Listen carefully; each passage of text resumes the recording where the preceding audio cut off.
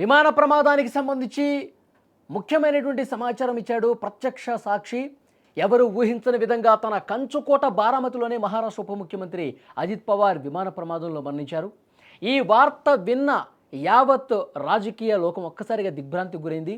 అసలు ప్రమాద సమయంలో అక్కడ ఏం జరిగింది, విమానం కూలిపోయే ముందు అక్కడ ఎలాంటి పరిస్థితులు ఉన్నాయి, ఈ ఘోర ప్రమాదాన్ని కళ్ళారా చూసినటువంటి ఒక ప్రత్యక్ష సాక్షి చెప్పినటువంటి నిజాలు, అంటే నమ్మలేనటువంటి నిజాలు అతను చెప్పాడు.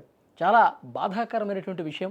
ఆ ప్రమాదం జరిగినటువంటి తీరును కళ్ళకు కట్టినట్టుగా అతను వివరించాడు. ఎందుకంటే ఆ సమయంలో అతను చాలా క్లియర్గా చూశాడు. 8:45 సమయంలో ఉదయం ఆ విమానం ఒక్కసారిగా అత్యవసరంగా ల్యాండింగ్ అవుతున్నట్టు మాకు కనిపించింది. ల్యాండ్ అవుతున్నటువంటి సమయంలో అది షేక్ అవుతూ ఒక్కసారిగా కిందకు దిగుతుంది. ఈ విషయాలను కూడా ఈ ప్రత్యక్షంగా ఈ ప్రమాదాన్ని చూసినటువంటి వ్యక్తి ఒక జాతీయ మీడియాతో మాట్లాడాడు. చాలా క్లియర్గా ఆ సీన్ను చూసిన తర్వాత అతను ఏం జరిగిందో క్లియర్గా చెప్పాడు. షేక్ అవుతూనే అది విమానం దిగుతుందంట. అది చూసిన తర్వాత ఏంటి ఇట్లా షేక్ అవుతుంది, చాలా ఫాస్ట్గా కిందకు వస్తుంది, ఇదేమన్నా క్రాష్ అయిద్దా అని చెప్పి అనుకుంటున్న లోపే అది అనుకున్నట్టుగానే అట్లా కిందకి దిగి ఒక్కసారిగా పల్టీలు కొట్టి కూలిపోయిందని చెప్పి ప్రత్యక్షంగా చూసిన వ్యక్తి చెప్తా ఉన్నాడు. సో వెంటనే దానికి సమీపంలోనే ఉన్నాడు, ఇంకా చాలామంది అక్కడ ఉన్నారు, ఇదంతా చూస్తూ ఉన్నారు. ఒక్కసారిగా కూలిపోయిన తర్వాత పెద్ద శబ్దం వచ్చింది. విమానం రెండు ముక్కలయ్యి విరిగిపోయినటువంటి పరిస్థితి ఉంది. ఆ తర్వాత విమానంలో 3-4 పేలుళ్ళు వరుసగా పాట్మని చెప్పి 3-4 పేలుళ్ళు సంభవించాయి. సో వెంటనే అందులో ఉన్న వాళ్ళని కాపాడదామని చెప్పి శాయశక్తుల కృషి చేసాం. వెంటనే దగ్గరికి వెళ్తుంటే మళ్ళీ పేలుళ్ళు జరుగుతున్నాయి. విమానం ముక్కలైపోయింది.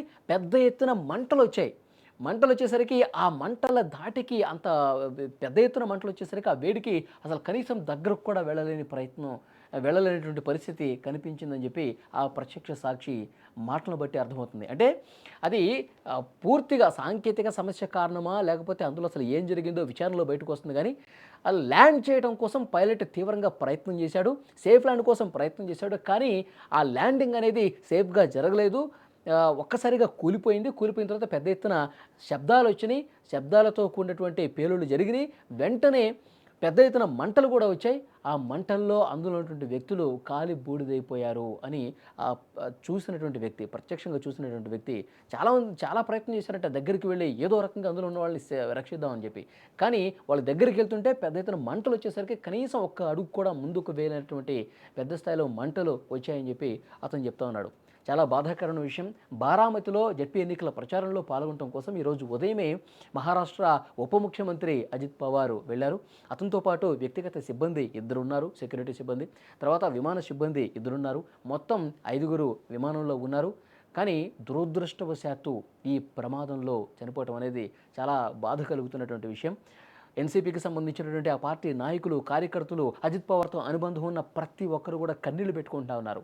వారి భౌతికాయాలు ఎక్కడికైతే ఆసుపత్రి దగ్గరికి తరలించారో అక్కడ పరిస్థితి చాలా దారుణంగా కనిపిస్తోంది.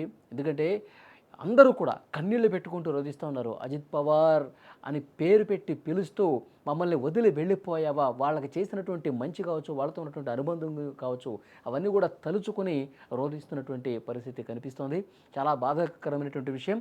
ప్రధానమంత్రి నరేంద్ర మోదీ, హోంమంత్రి అమిత్ షా, ఇంకా కేంద్ర మంత్రులు అందరూ కూడా మహారాష్ట్ర ముఖ్యమంత్రి దేవేంద్ర ఫడ్నవీస్కి ఫోన్ చేస్తున్నారు. ప్రభుత్వంలో ఉన్నటువంటి పెద్దలకు ఇక్కడ వాళ్ళకి ఫోన్ చేస్తూ ఉన్నారు. కొంతమంది అధికారులకు ఫోన్ చేస్తూ ఉన్నారు. అసలు ఏం జరిగింది, ప్రమాదానికి కారణం ఏంటి, ఎందుకు ఈ విధంగా అయింది, ఇవన్నీ కూడా ఆరాధిస్తూ ఉన్నారు. Director general of civil aviation కూడా అధికారికంగా ప్రకటన చేసింది. సాంకేతిక కారణం సమస్యతో ఈ విధంగా ప్రమాదం జరిగిందని చెప్పి ఒక అధికారిక ప్రకటన చేసింది. అయితే ప్రమాదానికి అసలు కారణాలు ఏంటి, అసలు ఏం జరిగింది, ఎందుకు ఈ ప్రమాదం జరిగింది అన్నీ కూడా అతి త్వరలోనే బయటకు వస్తే విచారణకు కూడా ఆదేశించామని చెప్పి డీజీసీఏ చెప్తోంది. బ్లాక్ బాక్స్ ఉంటుంది విమాన ప్రమాదాలకు సంబంధించి. వాస్తవాలు వెలుగులోకి రావాలంటే, నిజాలు బయటకు రావాలంటే అందులో ఉన్నటువంటి బ్లాక్ బాక్స్ని ప్రస్తుతం అక్కడ ఉన్నటువంటి అధికారులు స్వాధీనం చేసుకోవడానికి ప్రయత్నం చేస్తూ ఉన్నారు. ఆ బ్లాక్ బాక్స్లో మొత్తం సమాచారం కూడా నిక్షిప్తమై ఉంటుంది. ఆ బ్లాక్ బాక్స్లో విమాన ప్రమాద సమయంలో, ప్రమాదం జరగడానికి కొద్దిసేపు ముందు అసలు ఏం జరిగింది, ఎంత స్పీడ్లో ఉంది, అసలు ఏంటి ప్రాబ్లం, ఏం కనిపించింది, ఇంధనం ఎంత ఉంది, అది సేఫ్ ల్యాండ్ చేసే ప్రయత్నం చేశాడా, తర్వాత అక్కడ ఏటీసీ నుంచి ఎలాంటి సమాచారం వచ్చింది, ఇవన్నీ కూడా ఆ బ్లాక్ బాక్స్లో నిక్షిప్తం ఉంటాయి. ఆ సమయంలో వాళ్ళు ఏం మాట్లాడుకున్నారు, ప్రమాదం గురించి ఏమన్నా చర్చ జరిగిందా, ప్రతి ఒక్కటి కూడా ప్రమాద సమయంలో ఏం జరిగిందో విమానంలో అనేది కూడా చాలా క్లియర్‌గా మొత్తం ఇన్ఫర్మేషన్ ఆ బ్లాక్ బాక్స్‌లో నిక్షిప్తమై ఉంటుంది. దాన్ని అనాలిసిస్ చేసే ప్రయత్నం ప్రస్తుతం జరుగుతోంది.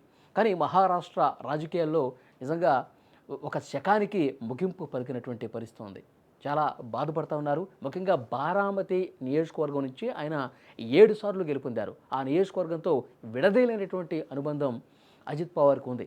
ఉప ముఖ్యమంత్రిగా ఉంటూ అక్కడ త్వరలో జరగబోయే జెడ్పీ ఎన్నికలకు సంబంధించి ప్రచారంలో భాగంగా ఆయన తన నియోజకవర్గంలోనే ఆయన ఈరోజు కార్యక్రమాలు పెట్టుకున్నారు. మరి విధి వక్రీకరించింది. అందరూ కూడా ఇదే మాట్లాడుతున్నారు. ఆయన సొంత నియోజకవర్గానికి అత్యంత సమీపంగా ఈ ప్రమాదం జరగటం, ఈ ప్రమాదంలో ఆయన ప్రాణాలు కోల్పోవటం ఎవరూ కూడా జీర్ణించుకోలేనటువంటి పరిస్థితి కనిపిస్తుంది. ఇంకా హార్డ్‌కోర్ ఫ్యాన్స్ చాలామంది ఇదొక కుట్ర జరిగి ఉండొచ్చు, దీని వెనకాల ఏముందో వెలికి తీయాలి, చాలామంది మా నాయకుడి మీద కక్ష కట్టారని చెప్పి వాళ్ళు కొంత ఆవేశంతో మాట్లాడుతూ ఉన్నారు. సో ఏది ఏమైనప్పటికీ ఏం జరిగిందన్నది కూడా మరికొద్ది రోజుల్లోనే బయటకు వచ్చే అవకాశం కనిపిస్తుంది. కానీ ప్రత్యక్ష సాక్షి మాత్రం కొన్ని కీలకమైనటువంటి నిజాలు బయటపెట్టాడు. ఆ ప్లేన్ దిగటంతోనే ఒక షేక్ అవుతూ కిందకి దిగుతుంది. ఇదేమన్నా క్రాష్ అయిపోతుందా, కూలిపోతుందా అని చెప్పి మేము అనుకుంటున్నాం. దాన్ని చూస్తుంటే అది నిజంగానే అనుకున్నట్టుగానే జరిగింది. పెద్ద ఎత్తున పేలుడు జరిగాయి, మంటలు కూడా వ్యాపించాయి. మొత్తం విమానం 2, 3 ముక్కలైపోయింది. అందులో ఉన్నవాళ్ళు కాలిపోయారు. అందులో ఉప ముఖ్యమంత్రి ఉండటం నిజంగా చాలా దురదృష్టకరమైనటువంటి ఘటనని ఆ ప్రత్యక్ష సాక్షి కూడా చెప్పినటువంటి సిచ్యువేషన్ ఉంది.